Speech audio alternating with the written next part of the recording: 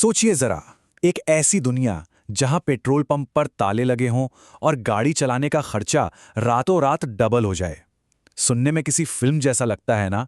पर 2026 में ये डरावना सपना हकीकत बनने के बहुत करीब था। आज हम उसी संकट की कहानी पर बात करेंगे जिसने दुनिया को घुटनों पर ला दिया था, और जानेंगे उस एक भूली बिसरी पाइपलाइन के बारे में जो अचानक एक हीरो की तरह सामने आई। तो सवाल यह है कि क्या हो अगर दुनिया का 20% तेल बस गायब हो जाए। ये कोई हाइपोथेटिकल सवाल नहीं है।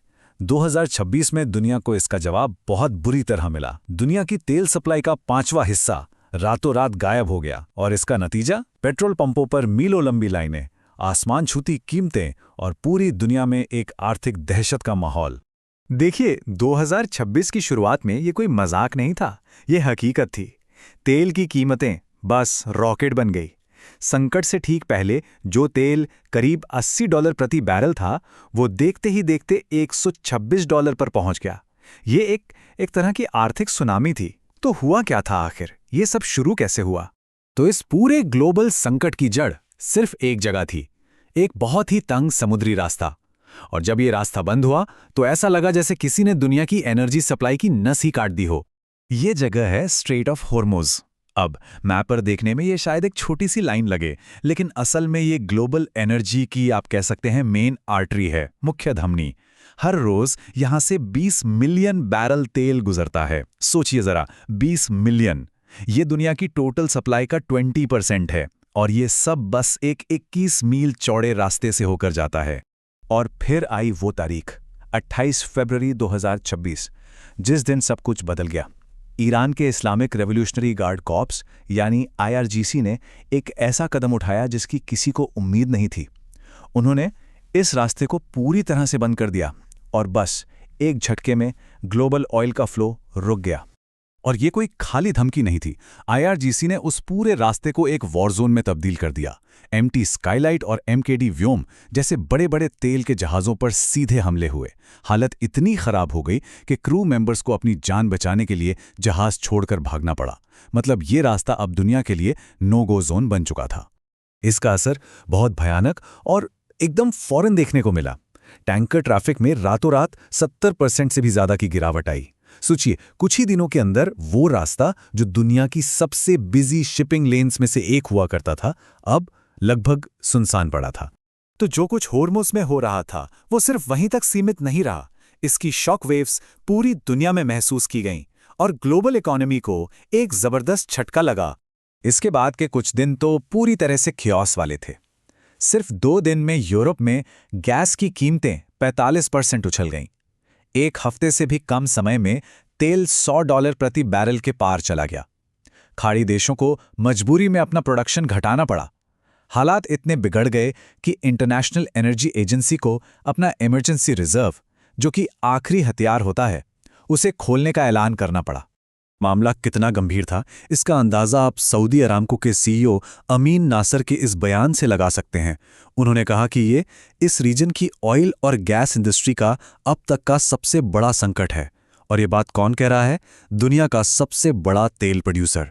देखिए, 1970s के बाद से दुनिया ने इतना बड़ा एनर्जी सप्लाई शॉक नहीं देखा था। मार्स्क जैसे दुनिया की सबसे बड़ी शिपिंग कंपनियां खाड़ी से अपना ऑपरेशन बंद करने लगीं। एशिया की इकोनॉमीज पर तो ताला लगने का खतरा मंडराने लगा था, और पूरी दुनिया में बढ़ती फ्यूल की कीमतें एक नए ग्लोबल रिसेशन यानी वैश्विक मंदी का डर पैदा कर रही थीं। तो सवाल ये उठता है कि ये सब हुआ कैसे? ये वैश्विक तबाही शुरू कहां से हुई? खैर, इसकी शुरुआत एक चिंगारी से हुई, एक ऐसे इलाके में जो पहले से ही बारूद के ढेर पर बैठा था।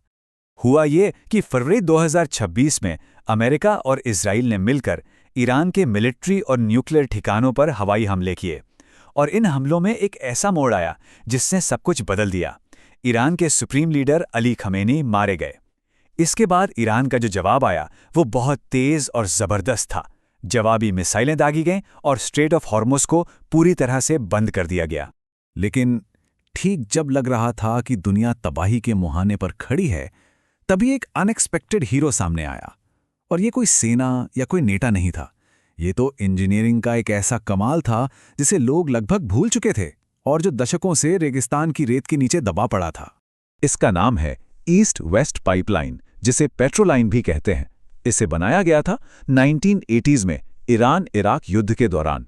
ये 1200 किलोमीटर लंबी पाइपलाइन एक बहुत ही दूर की सोच का नतीजा थी। इसका मकसद सिर्फ एक था कि अगर कभी स्ट्रेट ऑफ हॉर्मुज में कोई प्रॉब्लम हो तो सऊदी तेल को सीधे रेड सी तक पहुंचाया जा सके, मतलब उस रास्ते को पूरी तरह से बाईपास किया जा सके। तो अब सिचुएशन देखिए। एक तरफ था स्ट्रेट ऑफ हॉर्मुज का समुद्री रास्ता जो अब ब्लॉक हो चुका था, खतरनाक था और एक बहुत ही वल्नरेबल चोक पॉइंट था। और दूसरी तरफ थी ये पाइपलाइन, एकदम सेफ जमीन के रास्ते जो तेल को सीधे रेड सी तक पहुंचाती थी। फर्क बिल्कुल साफ था। और इस पाइपलाइन की कैपेसिटी कितनी थी, सुनकर होश उड़ जाएंगे। अपनी फुल कैपेसिटी पर यह पाइपलाइन हर दिन 7 मिलियन बैरल तेल ट्रांसपोर्ट कर सकती थी। जी हाँ, 70 लाख बैरल रोज। यही वो नंबर था जिसने पूरा गेम बदल दिया। तो क्या इस पाइपलाइन के आने से दुनिया संकट से बाहर निकल गई थी? पूरी तरह से नहीं, बल्कि इसने एक नई और हताश दौड़ को जन्म दिया, तेल हासिल करने के लिए, एक ग्लोबल रेस। हाँ, एक बात साफ समझनी होगी, ये जो पेट्रोल लाइन थी वो हॉर्मुज से आने वाले 20 मिलियन बैरल तेल का पूरा रिप्लेसमेंट नहीं थी, लेकिन ये वो रिलीफ वाल्व जरूर थी जिसकी उस वक्त दुनिया को सबसे ज्यादा जरूरत थी। इसने पूरे सिस्टम को कोलैप्स होने से बचा लिया और दुनिया को थोड़ी मोहलत दे दी, सांस लेने का मौका दे दिया। तो इस पाइपलाइन के अलावा दुनिया भर में अफरा तफरी मची हुई थी। देशों ने अपने स्ट्रेटेजिक ऑयल रिजर्व्स खोल दिए। अमेरिकी नेवी ने फ्यूचर के लिए जहाज़ों को सुरक्षा देने की प्लानिंग शुरू कर दी। एशियाई देशों को तो दूसरे सप्लायर से तेल खरीदने के लिए मुंह मांगी कीमत चुकानी पड़ रही थी।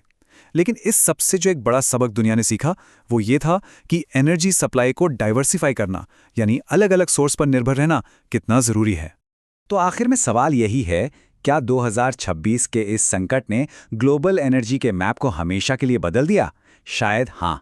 इसने दुनिया को एक बहुत कड़ा सबक सिखाया, ये कि हमारी एनर्जी सप्लाई कितनी ज़्यादा नाजुक है और रेगिस्तान की रेत के नीचे दबी एक पाइपलाइन जैसी स्ट्रेटेजिक चीज़ें ग्लोबल कोलैप्स और सर्वाइवल के बीच का फ़र्क साबित हो सकती हैं। और ये एक ऐसा सबक है जिसे भूलना बहुत महंगा पड़ सकता है।